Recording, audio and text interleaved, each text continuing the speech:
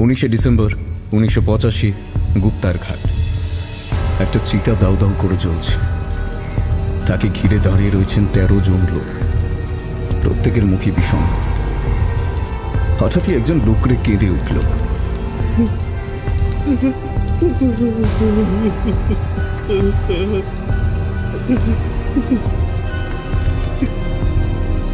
যে মানুষটাকে শেষ বিদায় জানাতে 13 লক্ষ মানুষের উপস্থিত থাকার কথা, আজ তার পাশে মাত্র 13 জন দাঁড়িয়ে, মাত্র 13 জন।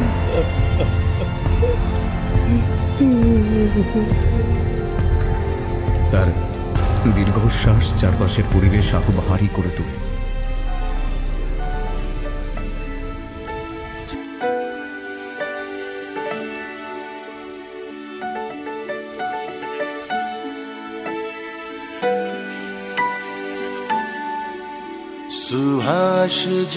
सुभाष जी वो जाने हिंद आ गए, है नाज जिस पे हिंद को, वो शान हिंद आ गए।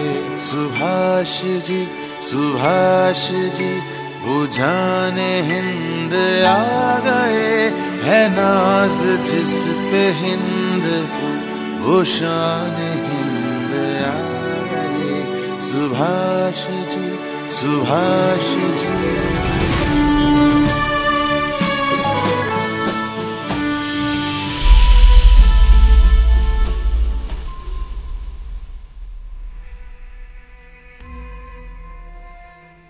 যিনি দেশের জন্য জীবনের সবটুকু নিঃশেষে দিয়েছেন, যিনি দেশমাতৃকার পরাধীনতার শৃঙ্খল মোচন করার জন্য ছিলেন প্রতি মুহূর্তে বলি প্রদত্ত, আজ এরকমই এক বিপ্লবী বীরের কথা আপনাদের শোনাব। এক ধনী অভিজাত পরিবারের সুযোগ্য ICS অফিসার সন্তান কিভাবে কোটি কোটি ভারতবাসীর কথা ভেবে বেছে নিলেন কণ্টকাস্তীর্ণ পথ, তার গল্প আপনাদের শোনাব। বেঁচে থেকেও জীবনের শেষ মুহূর্ত পর্যন্ত লোকচক্ষুর সামনে মৃত হয়ে নিরলস ভারতবাসীর মঙ্গল চিন্তায় বলি প্রদত্ত এক মৃত্যুঞ্জয়ী বীরের কথা আজ আমরা বলতে চলেছি।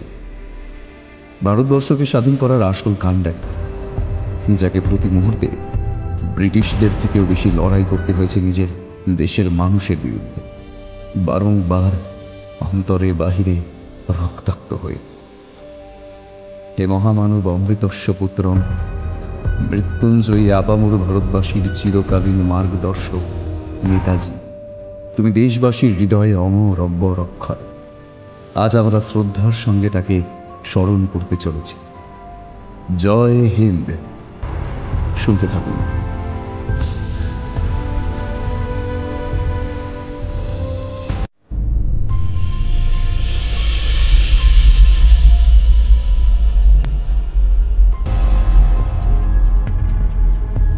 16 জানুয়ারি 1941, শীতের নিশতিরা।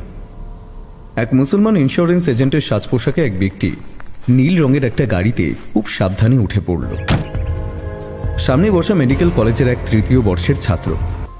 গাড়িটা ওরা বিনা স্টার্টে গেটের বাইরে ঠেলে বের করে নিয়ে স্টার্ট দিয়ে তীব্র বেগে এলগিন রোড দিয়ে বেরিয়ে চলে গেল। সেখান থেকে এক টানা গাড়ি চালিয়ে সকালে ধানবাদে একজনের বাড়ির সামনে গাড়িটা এসে থামল। কিন্তু প্রথমে কেউ নামল না। কিছুক্ষণ পরে গাড়ি থেকে বিদেশি পোশাক পরা একজন নাম। সে চারিপাশে তাকিয়ে ইশারা করতেই পেছনের দরজা খুলে সেই মুসলমান ভদ্রলোক নামলেন। ততক্ষণে সেই বাড়ির দরজা খুলে এক অল্প বয়সী ছেলে বাইরে বেরিয়ে এসেছে। সে এসে পিছনের সেই লোকটাকে দেখে অবাক হয়ে তাকাতে সেই মুসলমান ভদ্রলোক বললেন, আমার নাম মোহাম্মদ জিয়াউদ্দিন। সামনের সেই ছেলেটার দিকে তাকাতেই সে ইশারায় কিছু বলল। তখন সেই ছেলেটার মুখে হাসি ফুটে উঠল। ছোট ছেলেটা তাদের বলল, ভেতরে আসুন। ওরা দুজনেই চারপাশে আবারও তাকিয়ে বাড়ির ভেতরে ঢুকে গেল। বাড়ির চাকরে সে গাড়ির পেছন থেকে একটা ব্যাগ বের করে ভিতরে নিয়ে গেল। বাড়ির ভেতরে ঢুকতে মুসলমান ভদ্রলোক সেই ছেলেটাকে বলল, অশোক, কালকের কালকামিলের টিকিটটা কাটা হয়েছে? স্টেশনটা কত দূর? হ্যাঁ হ্যাঁ রাঙা কাকা, এই অল্প দূরেই স্টেশন। শিশির, বাড়ির সবাইকে বলেছ তো অন্তত 5 দিন আমার অন্তর্ধান চেপে রাখতে পারলেই আমাকে আর ব্রিটিশ পুলিশ কোনো দিনও ধরতে পারবে না। ওই একটাই দুঃখ রয়ে গেল, মায়ের সঙ্গে আর দেখা হলো না। একজন গৃহবধূ এসে তার পায়ে হাত দিয়ে প্রণাম করতেই তিনি মাথায় হাত দিয়ে আশীর্বাদ করে বলেন, সুখী হও, বীর গর্ভা হও। শ্রোতা বন্ধুরা, বুঝতে বাকি নেই যে এই জিয়াউদ্দিন রূপধারী মানুষটা আর কেউ নয়, আমাদের প্রিয় নেতাজি। আর সেই ড্রাইভার হবু ডাক্তারটা হলেন শিশির কুমার বসু এবং সেই অল্প বয়সী ছেলেটা হলো অশোক কুমার বসু। গৃহবন্দী নেতাজি ব্রিটিশ পুলিশ ও গোয়েন্দাদের চোখে ধুলো দিয়ে তার ভাইপোর গাড়ি চড়ে ধানবাদে বেড়ারি যায়। সেখান থেকে কাছের গোমো স্টেশন থেকে কালকা মেলে চড়ে দিল্লি যান। তবে সেখানে যাবার পথে তিনি আম্বালা চলে যান। তার এই যাত্রা অনেকেরই অজানা।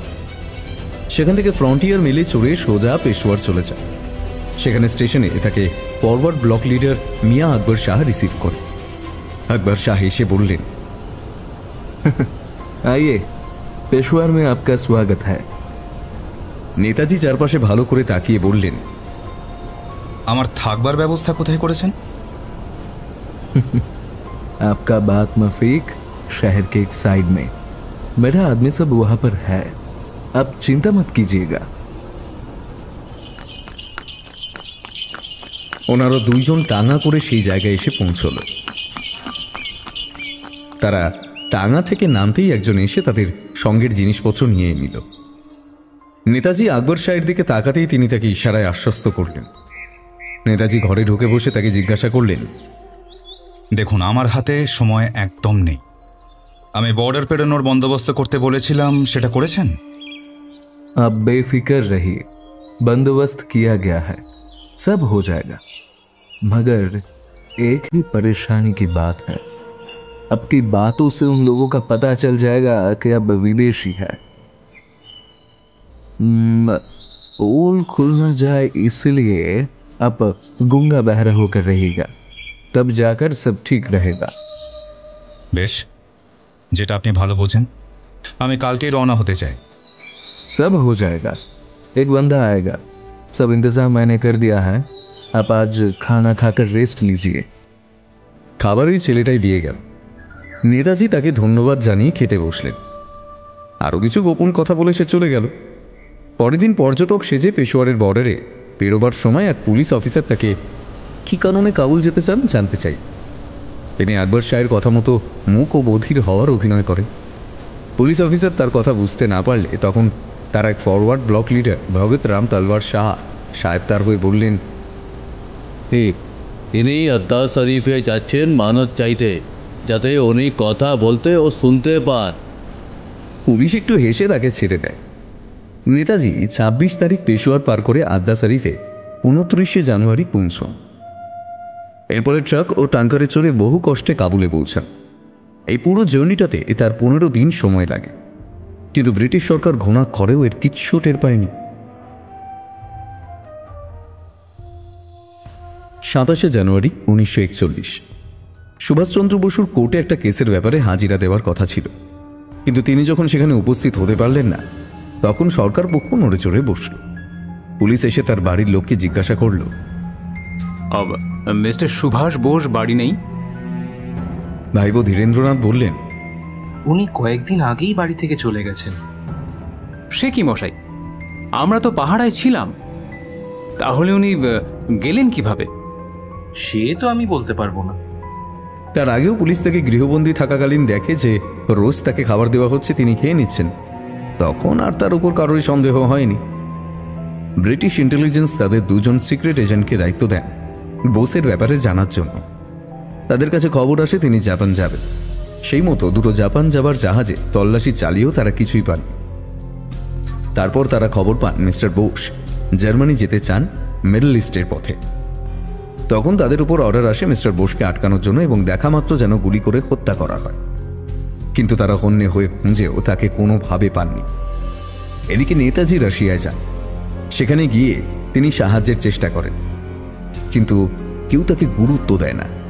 আসলে সবাই ভাবে তিনি ব্রিটিশদের অনুচর। তিনি তখন বাধ্য হয়েই জার্মানি অ্যাম্বাসেডার সঙ্গে যোগাযোগ করেন। জার্মান মিনিস্টার হান্স পিলগার তার সঙ্গে কথা বলে ইমপ্রেসড হন।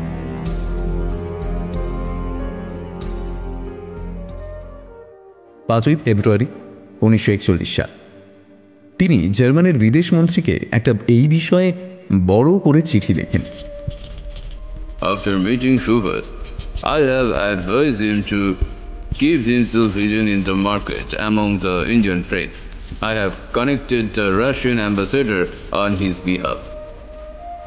তিনি একটা টেলিগ্রামও করেন। 1941 সালের 22শে ফেব্রুয়ারি ইটালিয়ান অ্যাম্বাসেডরের সঙ্গে তার মিটিংও হয়। সেখানে অনেকক্ষণ গোপনীয় কথাবার্তা চলে। তিনি সুভাষ বোসের কাছে একটা চিঠি পাঠান। তাতে লেখা ছিল, আমি আপনাকে পাসপোর্টের ব্যবস্থা করে দিচ্ছি। বোস আপনার নতুন নাম হবে অরল্যান্ডো ম্যাজোর্টা। ব্রিটিশ ইন্টেলিজেন্স তোমার পিছনে পড়ে আছে। দুজন অফিসারকে নির্দেশ দেওয়া আছে আপনাকে স্যুট অ্যান্ড সাইটে, সো বি কেয়ারফুল। নেতাজি মনে মনে হেসে ফেললেন। সে ছাত্রাবস্থা থেকেই তার পেছনে ব্রিটিশরা পড়ে আছে। মনে পড়ে গেল প্রেসিডেন্সি কলেজের কথা। প্রফেসর ওটেন প্রায়শই ভারতীয়দের কালচার নিয়ে তাদের সামনাসামনি বিভিন্ন ব্যাপারে অপমান করত। যখন একজন ছাত্রকে ঘাড় ধাক্কা দিয়ে ক্লাসে ঢোকায়, কয়েকজন ক্লাসের পাশ দিয়ে যাওয়ার সময় তাদের বাজে কথা বল। তিনি লাইব্রেরিতে ছিলেন। এর প্রতিবাদে তার এক আত্মীয় সহ কয়েকজন ওটেনকে ধাক্কাধাক্কি করে। তিনিও খবর পেয়ে ওখানে যান, তিনিও প্রতিবাদ করেন। কিন্তু পরবর্তীকালে ওটেন রিপোর্ট করলে এনকোয়ারিতে তাকেই এর পান্ডা আখ্যা দিয়ে বার করে দেওয়া হয়। কিন্তু তীব্র ছাত্রবিরোধের ফলে পরবর্তীকালে তাকে স্কটিশ চার্চ কলেজ থেকে বিএ পরীক্ষায় বসতে দেওয়া। তিনি তাকে চিঠিতে লেখেন, চিন্তা করবেন না, আমার সঙ্গে ব্রিটিশদের সম্পর্ক অনেক দিনের, আর আমি সবসময় তাদের থেকে এক ধাপ এগিয়েই থাকি। এরপর সুভাষ সোজা মস্কো চলে গেলেন। ওখান থেকে বার্লিনগামী ট্রেন ধরলেন। 1941 সালের 2রা এপ্রিল তিনি বার্লিনে পৌঁছলেন। তিনি এখানে এসে অ্যাডলফ হিটলারের সঙ্গে দেখা করে বললেন, স্যার, আমি এখানে মূলত 3টি উদ্দেশ্য নিয়ে এসেছি। প্রথমত, বর্তমান যে ব্রিটিশ সরকার আছে তাদের সবাইকে নির্বাসনে পাঠানো। দ্বিতীয়ত, ভারত যে অচিরেই স্বাধীন হবে সেই বিশ্বাস সর্বস্তরের সাধারণ মানুষের মধ্যে ছড়ানো। আর তৃতীয়ত, ভারতীয় যুদ্ধবন্দীদের নিয়ে একটা সুসংগঠিত আর্মি গঠন করা। স্যার, ভারত যে একটা স্বাধীন দেশ সেটা আপনি ঘোষণা করুন।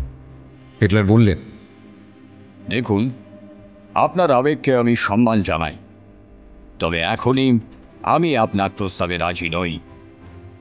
হ্যাঁ, ব্রিটিশরা আমাদের শত্রু দেশ, তবে আপনাদের দেশের ফ্রিডম ফাইটারদের পলিসিটাও আমার খুব একটা ভালো লাগে না। তবে আমি আপনাকে ডাইরেক্টলি সাহায্য না করলেও আপনি এখানে আপনার কাজ চালিয়ে যেতে পারেন।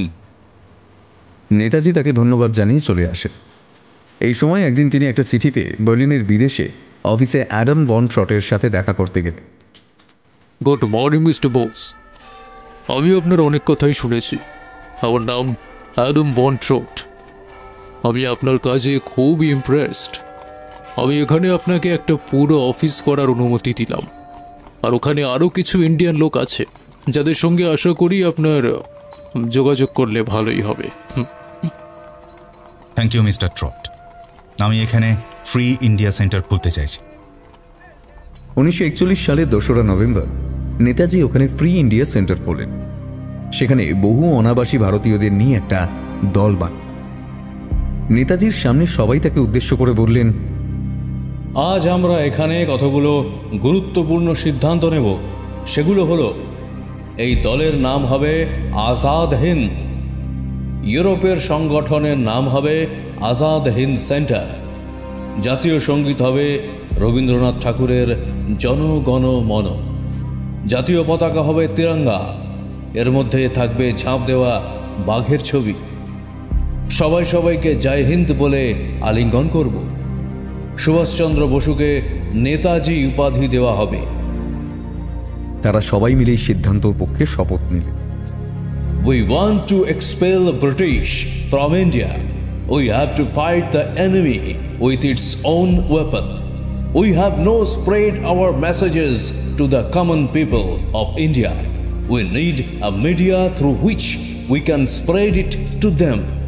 We have to prepare Azad Hind Radio as quick as possible. जय हिंद।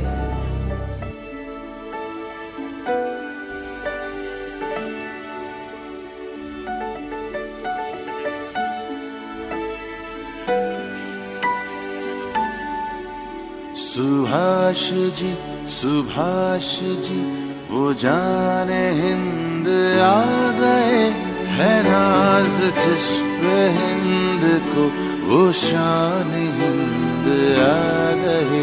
सुभाष जी वो जाने हिंद आ गए, है नाज जिस पे हिंद को वो शान हिंद आ गए। सुभाष जी